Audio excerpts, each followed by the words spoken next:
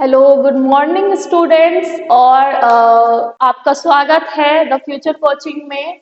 आज की जो पॉलिटी की क्लास है उसमें हम स्टार्ट करने जा रहे हैं बहुत ही महत्वपूर्ण और बहुत जो है it's very very important topic, that is fundamental rights या मौलिक अधिकार जिनको कहते हैं। तो ये जो टॉपिक है ये इतना इम्पोर्टेंट है कि फंडामेंटल राइट्स में से आपको किसी भी एग्जाम में जो है 2 3 4 5 क्वेश्चन तो जरूर मिलेंगे। और फंडामेंटल राइट्स जो है आपको बाय हार्ट करना है, क्योंकि आप कॉन्स्टिट्यूशन के किसी भी पार्ट को नेग्लेक्ट कर सकते हैं लेकिन मौलिक अधिकारों को, जो आपके स्वयं के जो मौलिक अधिकार हैं उनको आप नजरअंदाज नहीं कर सकते हैं। तो आज की जो हमारी क्लास होगी वो होगी फंडामेंटल राइट्स को लेकर और मौलिक अधिकारों को लेकर। और आज हम जानेंगे कि हमारे संविधान में मौलिक अधिकारों की क्या जो है इस विशेषता है, संविधान में किस तरह से वर्णित है और संविधान में मौलिक अधिकार कहाँ से लिए गए हैं, और मौलिक अधिकारों के अलावा क्या और भी अधिकार है जो यूनिवर्सली हमें मिले हुए हैं या सभी को मिले हुए हैं ग्लोब में, एवरी सिटीजन को, एवरी कंट्रीज जो है उनके सिटीजन को सभी को मिले हुए हैं। क्या ऐसे भी कोई अधिकार है या फिर जो ये अधिकार हमें मिले हुए हैं इनको सेव करने के लिए, इनकी गारंटी देने के लिए भी कोई और प्रोविजन हमारे कॉन्स्टिट्यूशन में है? अगर है तो वो कौन से प्रोविजन है, इनके बारे में आज हम विस्तृत रूप से चर्चा करेंगे, यानी कि इनको हम डिस्कस करने जा रहे हैं। तो टॉपिक में आप डालेंगे फंडामेंटल राइट्स, इसमें लिखेंगे फंडामेंटल राइट्स यानी के मौलिक अधिकार, फंडामेंटल राइट्स,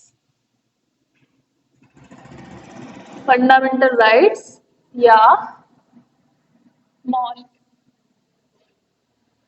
मौलिक अधिकार, फंडामेंटल राइट्स या मौलिक अधिकार। अब इसमें हम इसको काफी सारे हेड्स में डिवाइड करने जा रहे हैं कि हमें ये किस हिसाब से पढ़ना है। तो आप हमेशा कोई भी टॉपिक अगर पढ़ते हैं तो आप उसको डिवाइड करके पढ़ें कि इसके कितने कितने पार्ट्स हो सकते हैं। तो जो सबसे पहला पार्ट अगर हम इसमें करेंगे, सबसे पहला पार्ट, तो इसके क्या प्रावधान है। सबसे पहले तो कहाँ से लिया गया, तो सबसे पहले तो from where the fundamental rights came from.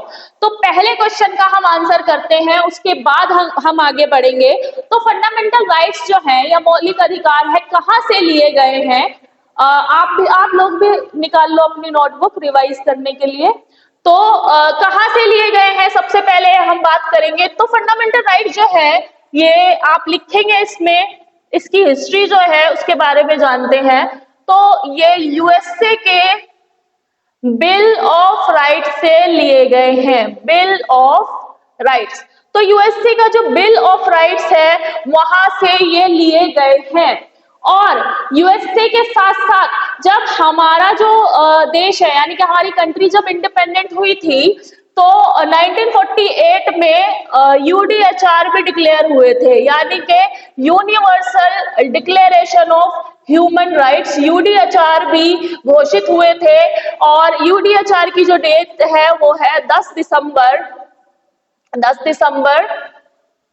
1948। तो 10 दिसंबर 1948 में जो है यूडीएचआर डिक्लेयर हो गए थे और इसके बाद हमारा कॉन्स्टिट्यूशन बना है। तो इनके लिए जो है मौलिक अधिकार हमारे कॉन्स्टिट्यूशन में यहाँ से भी लिए गए हैं। तो अभी कहाँ से लिए गए हैं इसमें हम बात करते हैं। तो इसकी एक हिस्ट्री रही है पूरी। तो हिस्ट्री क्या रही है कि आप लोगों को पता ही है कि युद्ध हुआ था, 2 वॉर हुए हैं, है ना, first world war, second world war. First world war में जो कैजुअलिटीज हुई हैं वो कम थी as compared to second world war. तो क्या आप बता सकते हैं सेकेंड वर्ल्ड वॉर में ऐसा क्या हुआ था जिससे बहुत ज्यादा ह्यूमन राइट वायलेट हुए थे? 2 कारण थे, बहुत बड़े कारण रहे हैं। हाँ।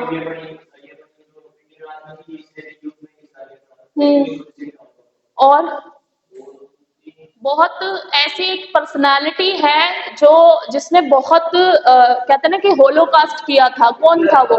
हिटलर। तो जो नाजी जर्मनी जो है उसका जो नेता रहा, हिटलर, अडोल्फ हिटलर। तो अडोल्फ हिटलर जो है इसने एक गैस चैम्बर बनाया हुआ था जर्मनी में, और जूइश पीपल जो है, यहूदी पीपल जो है, ये क्या करता था, इसको क्लींजिंग की, एथनिक क्लींजिंग, जिसे होलोकास्ट के नाम से भी जाना जाता है या नरसंहार के नाम से भी जाना जाता है।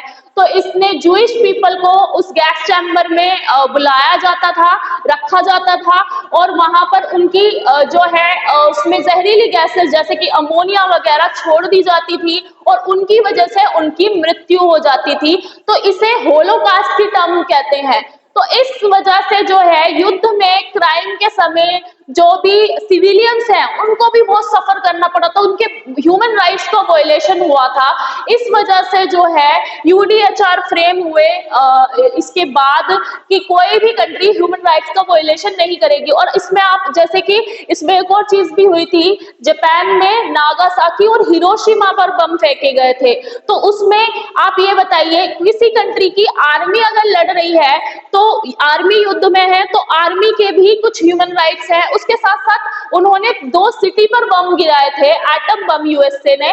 तो वो जो कंट्री है पर्टिकुलरली, उस कंट्री के जो सिविलियंस हैं उनका कोई कसूर नहीं था उस युद्ध में, और उनको भी उस युद्ध में जो है मार डाला था उन्होंने बॉम्ब गिरा करके।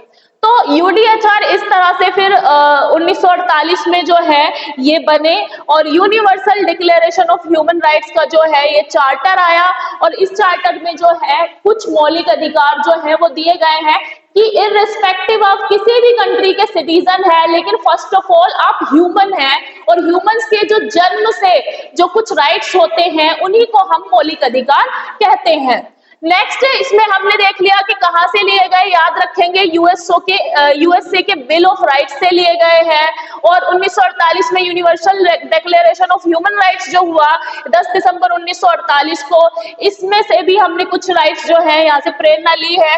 और जो भारत का ह्यूमन ये है फंडामेंटल राइट्स, तो इनको जो है मैग्ना कार्टा ऑफ इंडिया भी कहते हैं।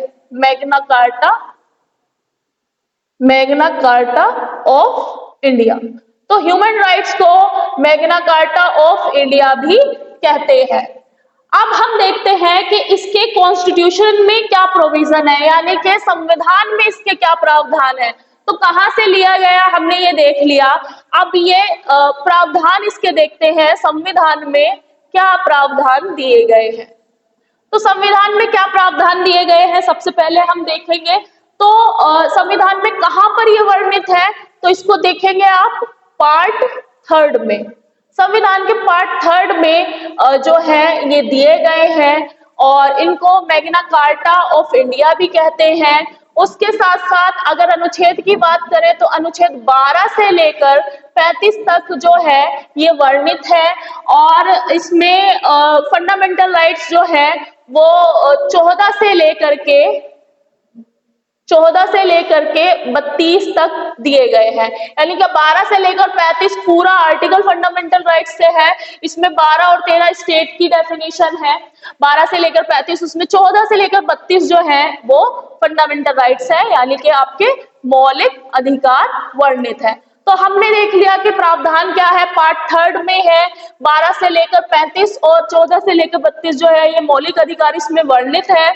और इसमें जो है आपको एक चीज और याद रखनी है कि अभी प्रेजेंट में कितने फंडामेंटल राइट्स है वो हम यहाँ पर डिस्कस करेंगे कि कितने 6। तो how many fundamental rights are there, तो ओनली 6 है। अभी आपको याद रखना है हमेशा से 6, और पहले ये 7 हुआ करते थे, पहले ये 7 हुआ करते थे। तो 7वां जो राइट था हमारा, कौन सा राइट था? 7वां कौन सा राइट था जो अब एक फंडामेंटल राइट नहीं है, अब एक लीगल राइट बन गया है। तो ये राइट कौन सा था? Right to property. तो राइट टू प्रॉपर्टी जो है ये 7वां फंडामेंटल राइट था, और बाद में जो है ये अबॉलिश कर दिया गया था। अब इसको कब अबॉलिश किया गया था ये याद रखना है, कब हटा दिया था इसको, कब लीगल राइट बना दिया था। राइट टू प्रॉपर्टी मतलब कि आपके पास जो प्रॉपर्टी है वो आपकी ही रहेगी, आप गवर्नमेंट को नहीं दे सकते, ठीक है। बट हुआ क्या, गवर्नमेंट को कहाँ प्रॉब्लम आई, मान लो अब इस जगह से सड़क जानी थी, ये प्रॉपर्टी पहले किसी की थी, ठीक है, तो सिटीजन उसको नहीं दे सकते थे। सिटीजन अगर उसको देते या फिर गवर्नमेंट उनसे लेना चाहती तो वो कहते कि हमारा तो राइट टू प्रॉपर्टी है, हम ये प्रॉपर्टी आपको नहीं देंगे। तो वेलफेयर बीच में आ रहा था, यानी कि अगर आपके लिए, आप ही के लिए सड़क बनानी है, आप ही के लिए कोई रोड बना, पेरिफेरल बनाना है, एक्सप्रेसवे बनाना है, तो आप उस जमीन को उनसे नहीं ले सकते थे। तो राइट टू प्रॉपर्टी को कौन से अमेंडमेंट के थ्रू किया था, ये आपने याद रखना है। कौन सा अमेंडमेंट था, 44th अमेंडमेंट एक्ट, याद रखना 44th अमेंडमेंट एक्ट कौन से ईयर में आया था, 1978। तो 1978 में 44th अमेंडमेंट एक्ट के तहत जो है राइट टू प्रॉपर्टी को क्या कर दिया गया, अबॉलिश। अबॉलिश मतलब हटा दिया गया यहां से, और इसको क्या बना दिया गया। अब कहां पर प्रोविजन है इसके, अब इसके प्रोविजन है आर्टिकल 300A में। आर्टिकल 300A में अब इसके लीगल प्रोविजन है। तो आर्टिकल 300A में इसके लीगल प्रोविजन है। और अब इस जो आर्टिकल है कैसा है, राइट टू प्रॉपर्टी अब कैसा बन गया है, legal and constitutional right, legal और कॉन्स्टिट्यूशनल। तो कहीं पर भी पूछा जाए, अगर ये क्वेश्चन आता है और आया भी है कि राइट टू प्रॉपर्टी कौन सा राइट है, फंडामेंटल राइट है, लीगल राइट है या फिर अदर राइट्स है, तो आप उसमें अगर कॉम्बिनेशन में आपको दो दिखाई दे रहे हैं, लीगल एंड कॉन्स्टिट्यूशनल, तो आप लीगल और कॉन्स्टिट्यूशनल पर टिक करेंगे। और अगर आपसे सिर्फ ये ऑप्शन में सिर्फ लीगल दिया हुआ है तो सिर्फ लीगल दे देंगे। लीगली तो आप क्लेम कर सकते हैं, यानी कि आपका घर है और वहां से किसी को पेरिफेरल निकालना है या उस जगह पर आ रहा है वो, तो वो क्या करेंगे, गवर्नमेंट आपको उतना कंपेंसेशन पे करेगी, ठीक है। तो फिर कंपेंसेशन का वो बनाया, और जो गवर्नमेंट की ही जमीन है वहां तो कंपेंसेशन भी नहीं मिलेगा, वो तो फिर गवर्नमेंट की है, तो फिर ये बनाया, लीगल राइट बना दिया, ठीक है। तो अब हम बात करते हैं हमारे जो भी फंडामेंटल राइट्स हैं, कितने फंडामेंटल राइट्स हैं और कौन कौन से फंडामेंटल राइट्स हैं। तो 6 फंडामेंटल राइट्स हैं और इनके बारे में हम यहाँ पर डिस्कस करेंगे। तो सबसे पहला जो फंडामेंटल राइट्स है वो कौन सा है, right to equality.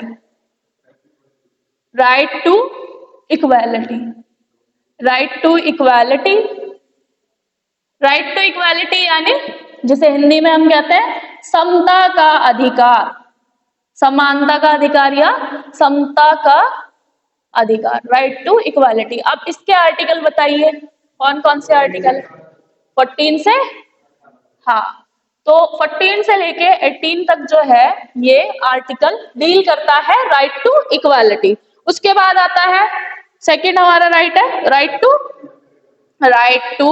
Freedom, right to freedom. तो राइट टू फ्रीडम जो है, जहां पर ये 18 खत्म हो रहा है, ये वहीं से स्टार्ट होगा, कहां पर, 19 से कितना है, 22।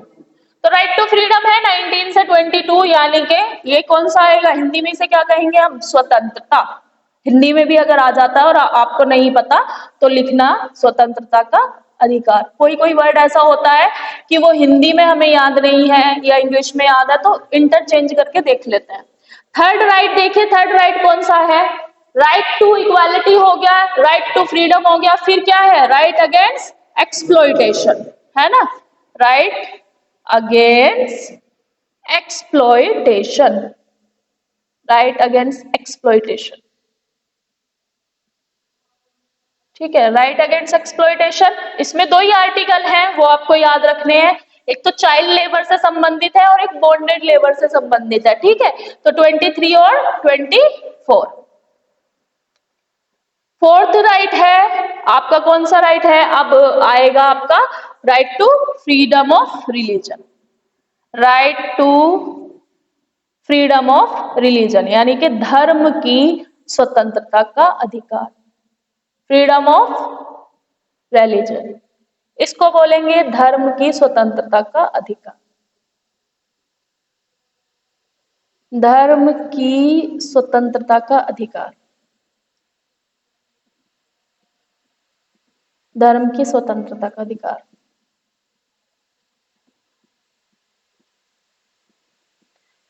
और ये डील करता है right to freedom of religion 25 से लेकर के 28 तक। फिर आता है आपका फिफ्थ राइट है, that is cultural and educational rights. Cultural and educational rights. Cultural and educational rights ये डील करते हैं। कौन कौन से आर्टिकल आ जाएंगे इसके बाद? 29 से कितना आएगा? 30। 29 और 30। फिर आपका सिक्स्थ राइट आएगा, right to constitutional remedies. Right to constitutional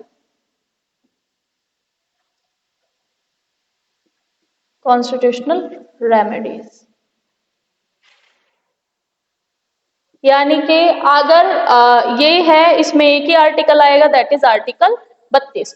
तो ये टोटल जो है हमारे राइट्स हो गए। राइट टू इक्वालिटी आर्टिकल 14 से 18, और राइट टू फ्रीडम आर्टिकल 19 से 22, राइट अगेंस्ट एक्सप्लॉयटेशन आर्टिकल 23 से 24, right to freedom of religion article 25 से 28, और कल्चरल एंड एजुकेशनल राइट्स यानी कि सांस्कृतिक एवं शैक्षिक जो अधिकार है वो 29 से 30 में आएंगे, और राइट टू कॉन्स्टिट्यूशनल रेमेडीज ये आएगा आर्टिकल 32 में। तो अब हमने इसमें जो है सबसे पहले आर्टिकल 12 को मैं आपको बताती हूँ कि आर्टिकल 12 में क्या लिखा हुआ है, क्योंकि ये जो 6 फंडामेंटल राइट्स हमने किए हैं, ये जो 6 मौलिक अधिकार है, ये यहाँ पर इनको डिस्कस करेंगे लेटर। अब इसको हमने करना है, अनुच्छेद 12 के बारे में बात करेंगे, या आर्टिकल जो 12 है इसके बारे में बात करेंगे कि यह क्या है। तो आर्टिकल 12 जो है, इसमें आर्टिकल 12 में दिया गया है definition of state. Definition of state, और आर्टिकल 13 में दिया गया है, आर्टिकल 13 या अनुच्छेद 13 में दिया गया है। इन दोनों आर्टिकल को हम डिस्कस करेंगे, अनुच्छेद 13। तो इसमें हम डिस्कस करेंगे लॉ inconsistent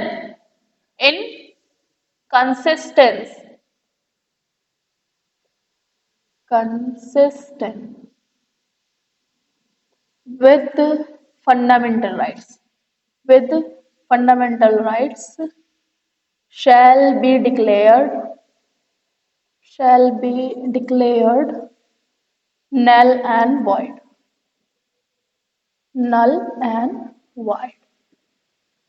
तो आर्टिकल 12 के बारे में सबसे पहले हम बात करते हैं, स्टेट की डेफिनेशन क्या है।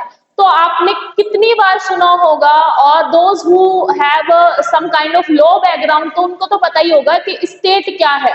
तो स्टेट की डेफिनेशन में जो है आर्टिकल 12 में लिखा हुआ है कि पार्लियामेंट हो, और उससे संबंधित जितनी भी ऑर्गेनाइजेशन है, पार्लियामेंट, और जो स्टेट लेजिस्लेटिव असेंबलीज हैं, यानी कि संसद, विधानसभा, ये सब, और जितने भी गवर्नमेंट एजेंसीज हैं, ऑफिसेज हैं, ट्रिब्यूनल्स हैं, अदर। और उसके साथ साथ सुप्रीम कोर्ट ने ये भी कहा है कि जो भी प्राइवेट एजेंसीज है, प्राइवेट एजेंसीज में जैसे कि आप कह सकते हैं भारत पेट्रोलियम हो गया, या फिर ये ONGC हो गया, ये सब जो है, जो प्राइवेट है, निजी जो संस्थाएं हैं, वो भी स्टेट की डेफिनेशन में आती हैं। यानी कि अगर इन एजेंसीज ने किसी के भी फंडामेंटल राइट का हनन किया है, यानी कि किसी के भी फंडामेंटल राइट को इन्फ्रिंज किया है, तो ये स्टेट की डेफिनेशन में क्योंकि आते हैं, तो इन पे डायरेक्टली जो है केस किया जा सकता है, और इनके अगेंस्ट में जो है कोर्ट में रिट इशू कराई जा सकती है। तो अनुच्छेद 12 में डेफिनेशन ऑफ स्टेट दिया गया है। अब हम बात करते हैं अनुच्छेद 13 की। तो अनुच्छेद 13 कहता है law in consistence with fundamental right shall be null and void, declare null and void. मतलब कि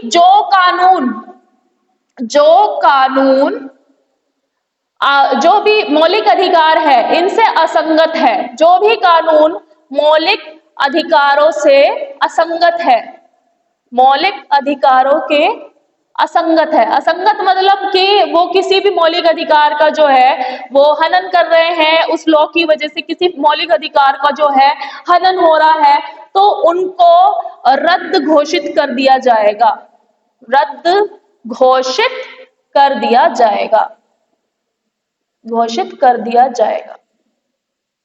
और ये रद्द कौन घोषित करेगा? सुप्रीम कोर्ट या हाई कोर्ट, यानी कि एससी या एचसी, यानी सुप्रीम कोर्ट या हाई कोर्ट क्या करेंगे? इसको रद्द कर देंगे।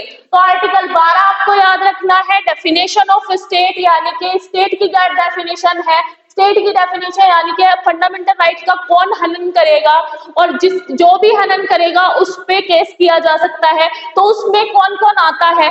तो पार्लियामेंट या लेजिस्लेटिव असेंबली, जितने भी गवर्नमेंट ऑफिसेज हैं, ट्रिब्यूनल्स है, सब स्टेट की डेफिनेशन में आते हैं। और जो भी प्राइवेट एजेंसीज है जैसे कि ओएनजीसी, बीपीएल, एलआईसी, जो भी है सब स्टेट की डेफिनेशन में आते हैं। ये सुप्रीम कोर्ट ने अपने बहुत सारे जजमेंट में जो है ये बात क्लियर और स्पष्ट रूप से कही है।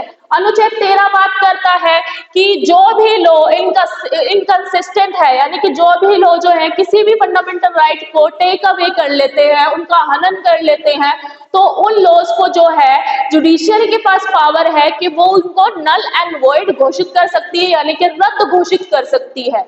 अब इसके बाद जो है हमने आर्टिकल 12 और 13 देख लिया, अब हम वापस से चलते हैं अपने राइट टू इक्वालिटी पर। तो राइट टू इक्वालिटी में जो है दो आर्टिकल 14 से लेकर 18 आर्टिकल हैं, और इसमें जो है आपको याद रखना है कि आर्टिकल 14, 15, 16, 17 और 18 है। तो सबसे पहले हम देखते हैं राइट टू इक्वालिटी के जो आर्टिकल हैं उनके बारे में एक एक करके पढ़ेंगे।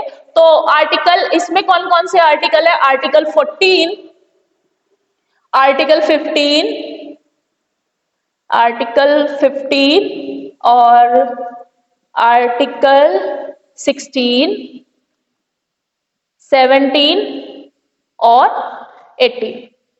तो आर्टिकल 14 बात करता है इक्वालिटी बिफोर लॉ और equal protection of law. Equality before law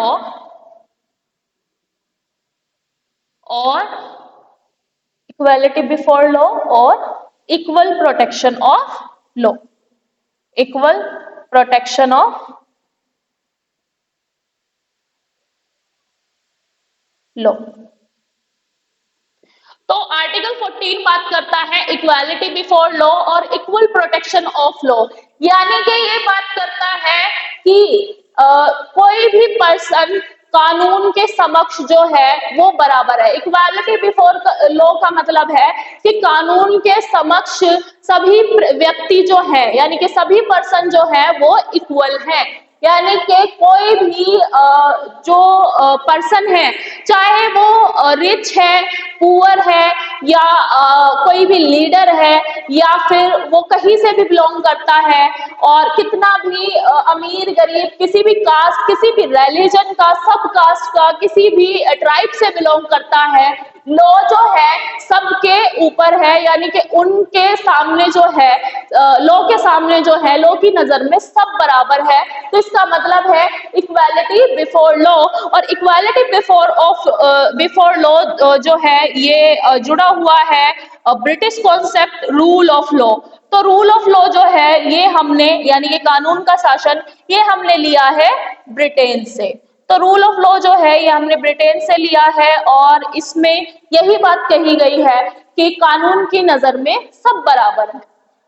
फिर आता है हमारा इक्वल प्रोटेक्शन ऑफ लॉ, यानी कि जो भी लॉ के समक्ष पर्सन है उसकी इक्वली प्रोटेक्शन होगी अनटिल और अनलेस उसने कोई क्राइम कमिट नहीं किया है। तो इसमें जो है जो एमिनेंट जूरिस्ट हैं एवी डाइसी, इन्होंने बताया है कि कानून की नजर में जो है इससे कोई मतलब नहीं होता कि जो भी कोई पर्सन है वो वेदर वो रिच है या पुअर है, कानून सब पर बराबर लागू होगा। और इसके साथ साथ कोई भी पर्सन किसी भी रिलीजन, कास्ट या किसी भी समुदाय से बिलोंग करता है, कानून सब पर जो है बराबर लागू होगा, वो कानून के समक्ष जो है सब इक्वल माने जाएंगे। नेक्स्ट जो इसमें आर्टिकल है, आर्टिकल 15 बहुत बहुत इंपॉर्टेंट है। तो ये आर्टिकल बात करता है कि इसको कहता है प्रोहिबिशन अगेंस्ट, ये प्रोहिबिट करता है उन पर्सन को कि किसी भी कास्ट, रिलीजन और किसी भी पर्टिकुलर समुदाय से, कोई भी कास्ट, क्रीड, रेस से बिलोंग करता है, उस पर्सन को प्रोहिबिट करता है, किसी भी पर्सन को ये डिबार नहीं करता, यानी कि सभी जो पर्सन है वो इक्वल है। तो आर्टिकल 15 बात करता है कि यदि कोई भी पर्सन जो है किसी भी कास्ट से बिलोंग करता हो, किसी भी रिलीजन से बिलोंग करता हो और किसी भी समुदाय से बिलोंग करता हो, किसी भी नस्ल से बिलोंग करता हो, तो उसको कोई भी प्रोहिबिट नहीं कर सकता पब्लिक प्लेसेस पे जाने से, या कोई भी जो है रेस्टोरेंट हो या फिर कोई भी होटल हो वो यूज करने से जो है आर्टिकल 15 कहता है कि किसी भी पर्सन के साथ भेदभाव नहीं होगा।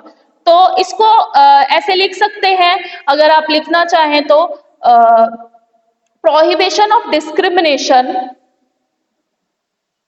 prohibition of discrimination, prohibition of discrimination, discrimination, prohibition of discrimination on the basis of, on the basis of caste, creed, race, religion और place of birth, place of birth और जेंडर। तो आर्टिकल 15 बात करता है कि किसी भी पर्सन के साथ किसी भी प्रकार का भेदभाव केवल इन वजहों से नहीं होना चाहिए या नहीं होगा। अगर कोई ऐसा पर्सन करता है तो उसके खिलाफ जो है रिट इशू कराई जा सकती है और कोर्ट जो है सुप्रीम अथॉरिटी है जो कि ये डिसाइड करेगी। तो prohibition of discrimination on the basis of caste, यानी कि केवल जाति के आधार पर या क्रीड के आधार पर या उसकी नस्ल के आधार पर, उसके धर्म के आधार पर या उसके जन्म स्थान के आधार पर या फिर वो उसके लिंग के आधार पर उसके साथ भेदभाव नहीं किया जाएगा। और अगर ऐसा कुछ होता है या करता हुआ पाया गया तो उसके खिलाफ जो है कोर्ट रिट इशू कर सकता है। तो आर्टिकल 15 बात करता है भेदभाव के बारे में कि कोई भी किसी भी पर्सन का भेदभाव इन बेसिस पर नहीं होगा। आर्टिकल 16 की अगर हम बात करें तो ये कहता है equal opportunity, equal opportunity in the matter of public employment, equal opportunity in the matter of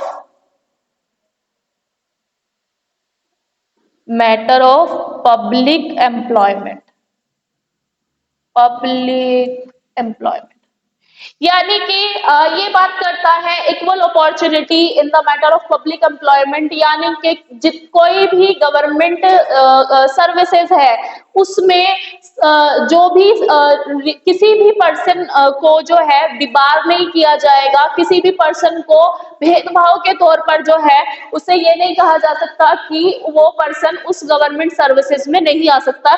यानी कि जो भी पब्लिक सर्विसेज है, जो भी गवर्नमेंट सर्विसेज है, कोई भी किसी भी पब्लिक एम्प्लॉयमेंट का कोई भी ऑफिस है, वहां पर अगर आप अप्लाई कर रहे हैं तो आप सभी को इक्वल अपॉर्चुनिटी है, आपको डिबार नहीं किया जाएगा जस्ट बिकॉज के जो ऊपर हेड लिखे हुए हैं कि कास्ट और रिलीजन के मैटर में आपके साथ कोई किसी तरह का भेदभाव नहीं होगा।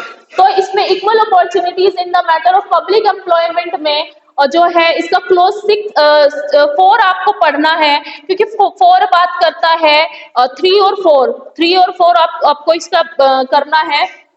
इसमें लिखा हुआ है कि स्टेट जो है कुछ भी स्पेशल प्रोविजन बना सकता है अगर कोई भी जो है पर्टिकुलर सेक्शन वो अच्छा परफॉर्म नहीं कर रहा है या उसका प्रतिनिधित्व जो है सर्विसेज में कम है, तो उनके लिए स्पेशल जो है वो बनाए जा सकते हैं प्रोविजन। जैसे कि आपको पता ही है कि जो SC/ST कम्युनिटी है ये सोशली और एजुकेशनली बैकवर्ड क्लासेस में आती है और इनके लिए जो है रिजर्वेशन का प्रोविजन दिया गया है। उसके साथ साथ जो है आपको SC/ST के बारे में भी पता है, SC और ST रिजर्वेशन, और उसके साथ साथ आपको पता है कि OBC जो है अदर बैकवर्ड क्लासेस जो है इनके लिए 27% जो है वो मिला था इनको रिजर्वेशन। और ये कब हुआ था, ये बहुत फेमस केस है मंडल केस, और इसको मंडल कमीशन के नाम से भी जाना जाता है, जिसमें सुप्रीम कोर्ट ने भी मंडल कमीशन की रिकमेंडेशन को सही ठहराया था और कहा था कि जो OBC को 27% कोटा देने की बात मंडल कमीशन ने कही है वो सही है। तो OBC को 27% है और SC/ST को भी रिजर्वेशन के प्रोविजन है। तो ये जो है आर्टिकल 16 के क्लोज 3 और 4 से रिलेटेड है कि स्टेट ऐसे पर्सन्स के लिए, ऐसे व्यक्तियों के लिए कुछ स्पेशल प्रोविजन बना सकता है जिनका जो है इक्वल रिप्रेजेंटेशन नहीं है या जो अच्छा परफॉर्म नहीं कर रहे हैं सोसाइटी में, या फिर सोशली और एजुकेशनली जो बैकवर्ड लोग हैं। फिर OBCs में जो है काफी इश्यूज आए और फिर OBCs को दो जो है सेक्शन में डिवाइड कर दिया। एक को कहते हैं क्रीमी लेयर और दूसरे को कहते हैं नॉन क्रीमी लेयर। तो एक क्रीमी लेयर और एक नॉन क्रीमी लेयर में डिवाइड कर दिया और इसमें इनकम का जो है क्राइटेरिया बना दिया गया है। और अब तो प्रेजेंट में आपको पता ही है इसके अंतर्गत जो है अब EWS भी आ गए हैं, यानी कि एजुकेशनली वीकर सेक्शंस जो है इनको भी 10% का जो है रिजर्वेशन सभी सर्विसेज में दिया गया है। तो आर्टिकल 16 जो है ये काफी इवॉल्विंग आर्टिकल है और इसमें बहुत सारी चीजें चेंजेस हुई हैं, तो इसको आपको समय समय पर जो है अपडेट करते रहना है और याद रखना है। फिर आता है आर्टिकल 7। आर्टिकल 7 बात करता है abolition of untouchability. Abolition of untouchability. तो अनटचेबिलिटी क्या होती है आप लोगों को पता होगा। अनटचेबिलिटी, ठीक है, अनटचेबिलिटी मतलब छुआछूत, ठीक है। कि ज्यादातर हम किसके साथ करते थे, मतलब पहले किसके साथ होता था, अब तो बहुत कम हो गया है। पहले तो ये कहते थे कि अगर ब्राह्मण पे किसी ST/ST की परछाई पड़ जाए तो वो अशुद्ध हो जाता था। हाँ, किसी ST/ST की अगर ब्राह्मण पे परछाई भी पड़ जाती है तो वो अशुद्ध हो गया, ठीक है। और तो और अब तो बहुत हम सोशल हो गए हैं, हम स्कूल्स में जाते हैं, कॉलेजेस में जाते हैं, हमें नहीं पता होता किसका क्या रिलीजन है, क्या है, और पता भी होता है तो हम भेदभाव नहीं करते। आपके भी दोस्त होंगे, रिश्तेदार होंगे जो सभी रिलीजन से, सभी कास्ट से बिलोंग करते होंगे। तो बेसिकली क्या था, छुआछूत बहुत ज्यादा प्रेवेलेंट था पहले, और ऐसा भी कहा जाता था कि एक पर्टिकुलर जगह बना दी गई थी कि इस जगह पर आप नहीं आ सकते, इस कुएं से पानी ये लोग नहीं भर सकते, है ना, और इस जगह का ये लोग नहीं खा सकते या इनके साथ बैठकर नहीं खा सकते, है ना। कोई भी जो ऐसे बना हुआ है ना हायरार्की कि कभी भी ब्राह्मण शूद्र के साथ खाना बैठ के नहीं खा सकता। तो ये जो छुआछूत है ये हमारे उत्तर वैदिक काल से स्टार्ट हुई थी, लेकिन जब भारत का कॉन्स्टिट्यूशन बना तो आर्टिकल 17 ने इस अनटचेबिलिटी को क्या कर दिया, खत्म कर दिया, अबॉलिशन ऑफ अनटचेबिलिटी। और इसमें आया SC/ST एट्रोसिटीज एक्ट, एक एक्ट बनाया पर्टिकुलरली गवर्नमेंट ने, और उसके तहत अगर किसी पर्सन को आप वर्बल अब्यूज कर रहे हैं, किसी भी पर्सन को उसकी जाति सूचक जो शब्द हैं वो उसको बोल रहे हैं या फिर उसकी पर्टिकुलर जाति की होने से की वजह से उसके साथ हिंसा कर रहे हैं, तो आपको जेल भी हो सकती है, आपको फाइन भी देना पड़ेगा। तो ये कुछ कदम जो है सरकार मतलब गवर्नमेंट ने उठाए थे आर्टिकल 70 को एनफोर्स करने के लिए। अब इसमें लास्ट आर्टिकल की हम बात करते हैं, आर्टिकल 18 की। आर्टिकल 18 बात करता है एबॉलिशन ऑफ टाइटल्स, तो इसको हम यही लिख लेते हैं, काफी कुछ यहाँ पर मैस हो गया है, तो इसको हम लिख लेते हैं अबॉलिशन ऑफ टाइटल्स यहीं पर।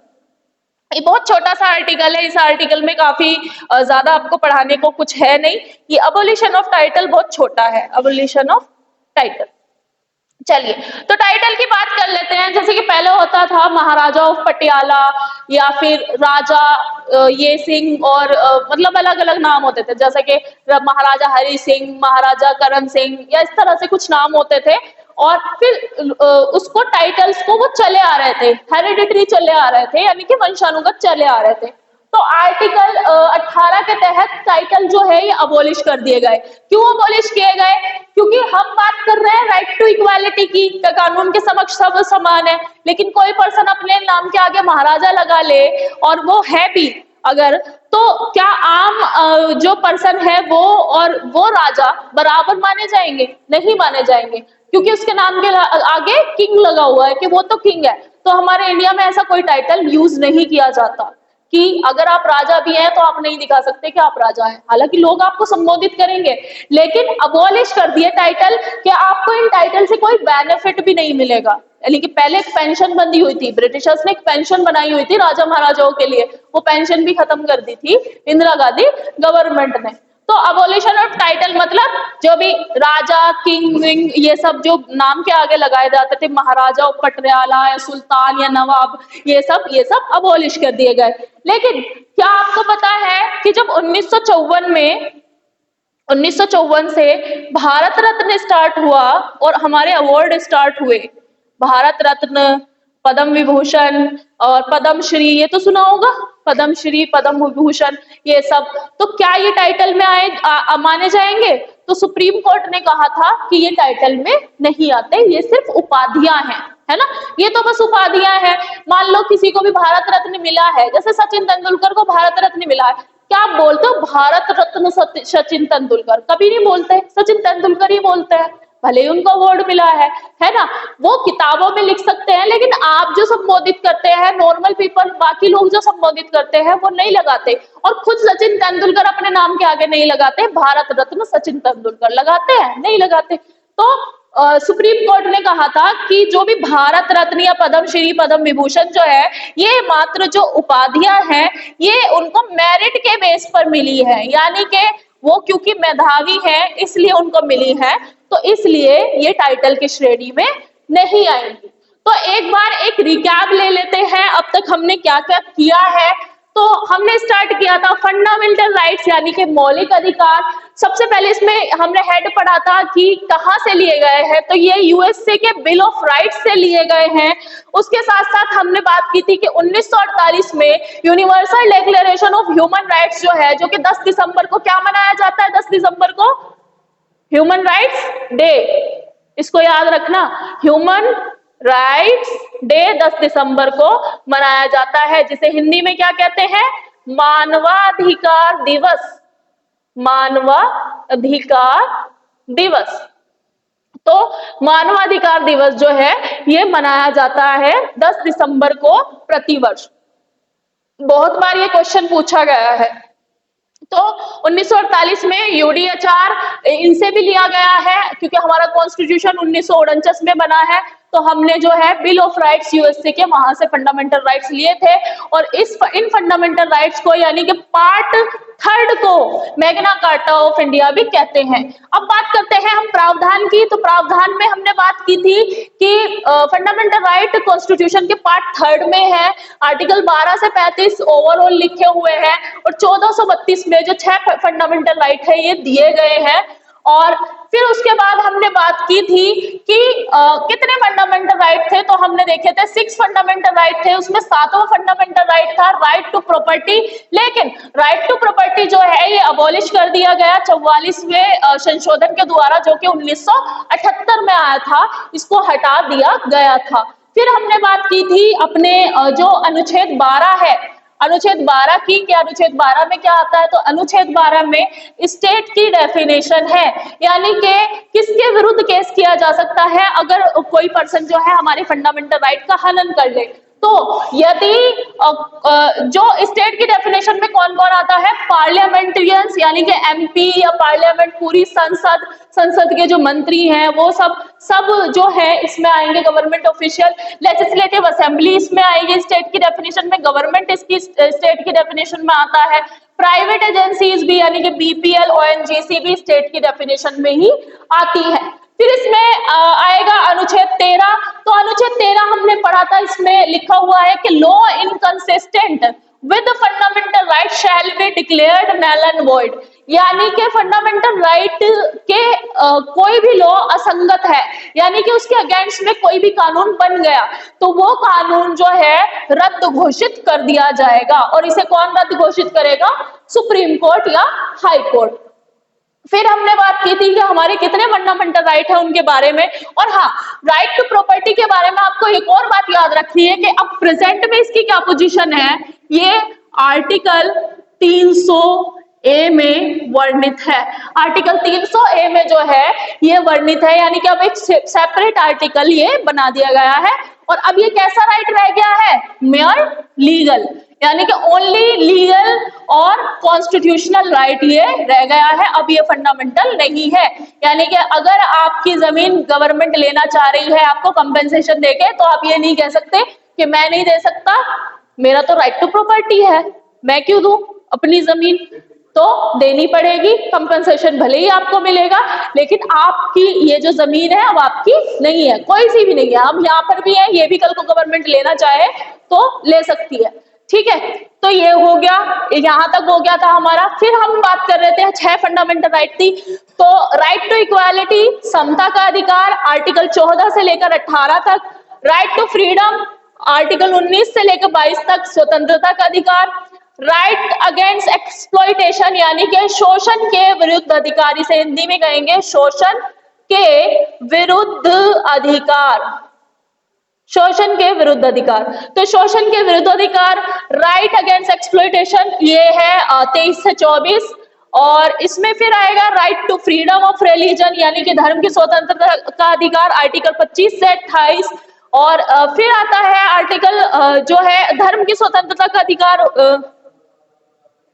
धर्म की स्वतंत्रता, हाँ ठीक है। आर्टिकल 5वां जो राइट है वो है कल्चरल एंड एजुकेशनल राइट, ये आएगा 29 से 30 के बीच में। और लास्ट हमारा राइट है 6, right to constitutional remedies, article 32। तो हमने फिर इसमें राइट टू इक्वालिटी के सारे आर्टिकल देखे थे। आर्टिकल 14 इक्वालिटी बिफोर लॉ और equal protection of law. Article 15 बात करता है डिस्क्रिमिनेशन अगेंस्ट डिस्क्रिमिनेशन, अब नहीं इसमें क्या था, प्रोटेक्शन ऑफ, नहीं इसमें क्या था, हाँ, prevention of discrimination on the basis of caste, creed और रिलीजन और प्लेस ऑफ बर्थ, यानी कि जन्म के आधार पर, जाति के आधार पर, धर्म के आधार पर या आपके लिंग के आधार पर आपके साथ भेदभाव नहीं होगा।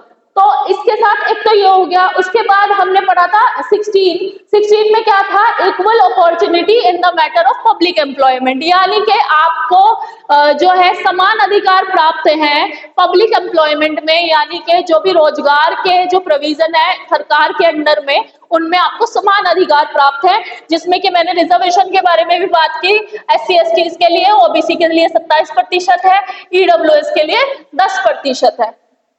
फिर हमने बात की आर्टिकल 17 की। अब आर्टिकल 17 में दिया गया था अबोलिशन ऑफ अनटचेबिलिटी, यानी अस्पृश्यता को रद्द कर देना, यानी कि जो छुआछूत है उसको खत्म कर दिया गया है आर्टिकल 17 के तहत।